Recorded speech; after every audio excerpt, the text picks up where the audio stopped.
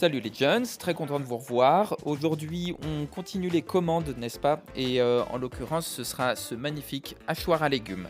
Et sans attendre, on s'attaque à ce qui nous a donné le plus de fil à retordre jusqu'ici, à savoir le calcul de cubage. Là, on est sûr de chez sûr de notre dimension, donc on risque pas d'avoir de problème. On perd pas de temps, les pièces sont déjà découpées, on peut passer au nettoyage avant la soudure. L'essentiel étant d'enlever toute trace d'oxydation et de bien protéger de l'oxydation à venir pendant la soudure. Là, vous pouvez me voir en train d'appliquer ma petite sauce magique. Et vous le savez très bien, dans tous les bons plats, le secret c'est la sauce, donc j'en mets une bonne grosse quantité.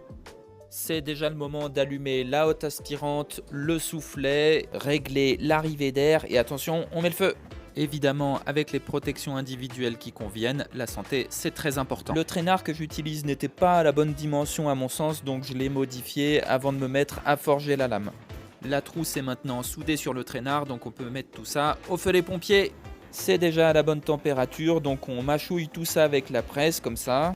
Et lorsqu'on juge que la soudure a bien pris, on peut remettre au feu. Et quand le traînard a décidé de partir en vacances, et ben la trousse reste coincée sur le tranchet de presse. Mais avec de la persévérance, ça finit par s'arranger et on a assez de longueur, de largeur et d'épaisseur. On le voit bien quand on compare au dessin, c'est plutôt cool. Et après un martelage léger à basse température, on obtient un état de surface vraiment très propre et lisse. Je suis très content de ça. C'est maintenant l'heure de mettre le couteau à recuire pendant une nuit entière en attendant la partie 2 de cette vidéo. Donc si vous avez aimé ce projet, restez connectés, la suite arrive. Allez, salut!